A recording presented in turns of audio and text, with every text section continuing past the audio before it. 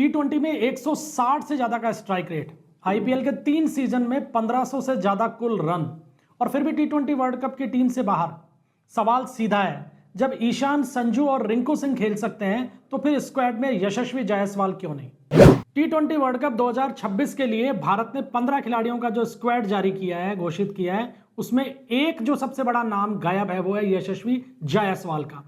हैरानी इसलिए भी ज्यादा है क्योंकि इस बार उपकप्तान शुभमन गिल भी टीम से बाहर हैं क्योंकि वो अच्छा नहीं खेल रहे थे और ओपनिंग की जिम्मेदारी अब विकेटकीपर संजू सैमसन को दी गई है। लेकिन सवाल ये उठता है कि गिल बाहर हैं प्रदर्शन के आधार पे, तो जायसवाल अंदर क्यों नहीं है उसी प्रदर्शन के आधार पे?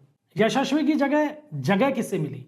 बैकअप ओपनर के तौर पर सैयद मुश्ताक अली ट्रॉफी में शानदार प्रदर्शन करने वाले और टॉप स्कोरर रहे ईशान किशन को टीम में शामिल किया गया है। लंबे अरसे बाद, लगभग 2 साल बाद ईशान की टीम में वापसी हुई है। ईशान ने 500 प्लस का स्कोर बनाया है इस मैच में और झारखंड को अपने दम पर चैंपियन बनाया, और इसी वजह से जितेश शर्मा को भी बाहर बैठना पड़ा है। वहीं फिनिशर के तौर पर टीम में रिंकू सिंह की एंट्री हो गई है। अब सवाल यह उठता है कि यशस्वी की दावेदारी कितनी और क्यों मजबूत थी? अब इस पर चर्चा करते हैं। अगस्त 2023 में टी20 में उन्होंने डेब्यू किया था और दूसरे ही मैच में 84 रन ठोके। छठे मुकाबले में उन्होंने शतक लगाया और अब उनके आंकड़ों की बात करते हैं। टी20 इंटरनेशनल में देखते हैं, मैच 23 हैं जिसके अंदर रन उनके 723 हैं, स्ट्राइक रेट 164 का है, शतक 1 है और अर्धशतक 5 उनके खाते में है। आईपीएल के अगर रिकॉर्ड्स को देखें तो 3 आईपीएल सीजन में 1619 रन है, स्ट्राइक रेट 160 से ज्यादा का है, 2 शतक भी उन्होंने इस दौरान मारे हैं। इसके अलावा सैयद मुश्ताक अली में हाल ही में 49 गेंदों पे शतक लगाया है। टी20 इंटरनेशनल में भी जब मौका मिला हाल ही में शतक लगाया है। इसके बाद में तो कम से कम सवाल उठाया जा सकता है कि वो बाहर क्यों है? गिल का प्रयोग फेल हुआ, इसके बाद भी यशस्वी को मौका नहीं मिल पाया, क्यों? दरअसल टी20 वर्ल्ड कप 2024 के बाद शुभमन गिल को टीम का उपकप्तान बनाया गया था, लेकिन 13 महीने तक तो उन्होंने एक भी टी20 मुकाबला ही नहीं खेला।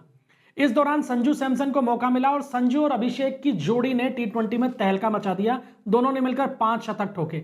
संजू के खाते में 3 शतक आए और अभिषेक ने 2 सेंचुरी मार दी। इसके बाद में गिल वापस लौटते हैं, संजू सैमसन टीम से बाहर हो जाते हैं और 15 टी20 गिल खेलते हैं एज ए ओपनर अभिषेक के साथ, लेकिन एक भी अर्धशतक तक नहीं लगा पाते हैं।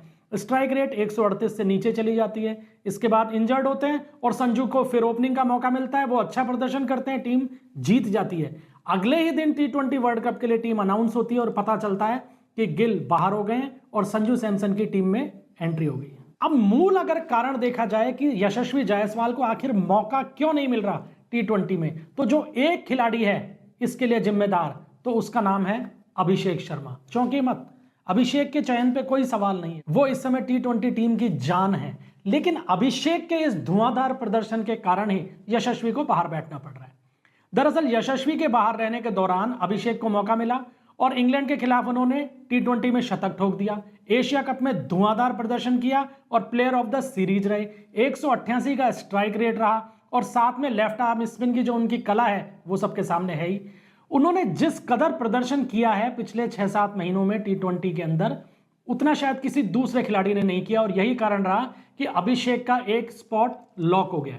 यानी टी20 में ओपनर की एक जगह जो है वो अभिषेक ने ऐसी फिक्स कर दी है कि उसके ऊपर तो चर्चा होना ही गलत है। पाप है अभिषेक के ऊपर चर्चा किया जाना कि टी20 में अगर एक बल्लेबाज फिक्स है तो अभिषेक फिक्स है। लेकिन दूसरे स्लॉट का क्या होगा एज ए ओपनर? यहां टीम इंडिया को विकेटकीपर बैटर की तलाश थी और यही कारण रहा कि यशस्वी की जगह संजू के नाम को प्रमुखता मिल गई। यानी अभिषेक की एंट्री ने फिलहाल यशस्वी की एंट्री के ऊपर ब्रेक लगा दी। तो क्या यशस्वी जायसवाल का टी20 करियर खत्म हो गया है? बिल्कुल नहीं। टी20 वर्ल्ड कप के बाद में संभवतः हम देखेंगे कि सूर्य कुमार यादव टी20 टीम का हिस्सा नहीं होंगे, क्योंकि कप्तान बनने के बाद से सूर्य कुमार का प्रदर्शन बेहद खराब रहा है। गिल को प्रदर्शन के आधार पर बाहर किया गया और सूर्य कुमार यादव को भी वार्न कर दिया है बीसीसीआई ने कि आपको खेलना ही होगा, नहीं तो टीम में आपकी जगह नहीं है। सूर्या बहुत अच्छे प्लेयर हैं लेकिन प्रदर्शन नहीं कर पा रहे हैं। टी20 वर्ल्ड कप संभवतः उनका एज ए कैप्टन तो आखिरी टूर्नामेंट है ही, एज ए बैटर भी आखिरी टूर्नामेंट हो सकता है। और अगर सूर्या टीम से बाहर होते हैं तो फिर निश्चित रूप से यशस्वी जायसवाल की टीम में एंट्री होगी। हालांकि यशस्वी वहां पे ओपनिंग करते हुए दिखेंगे या नहीं दिखेंगे ये एक अलग सवाल है, लेकिन टॉप 3 बैटर्स की अगर हम बात करते हैं सूर्या को अलग हटाते हुए, तो फिर वहां अभिषेक शर्मा, संजू सैमसन और यशस्वी जायसवाल का नाम ही आता है। संजू और यशस्वी में से कोई एक अभिषेक के साथ ओपन करेगा और नंबर 3 के ऊपर दूसरा बल्लेबाज उतरेगा। नंबर 4 का स्लॉट तिलक वर्मा ने अपने नाम बिल्कुल सेट कर लिया है। तो 23 साल का यह बल्लेबाज टेस्ट में अपने आप को साबित कर चुका है। अब सिर्फ सवाल यह है कि क्या टीम इंडिया यशस्वी जायसवाल को T20 और ODI में भी एक बार फिर मौका देगी, या फिर यह टैलेंट बेंच पर ही बैठा रह जाएगा। आपकी राय क्या है? कमेंट सेक्शन में जरूर बताइएगा। वीडियो अगर पसंद आया हो तो इसे लाइक कीजिए, शेयर कीजिए और चैनल को सब्सक्राइब करना ना भूलें। मिलते हैं अगले वीडियो में, तब तक के लिए इजाजत दीजिए। धन्यवाद। जय हिंद।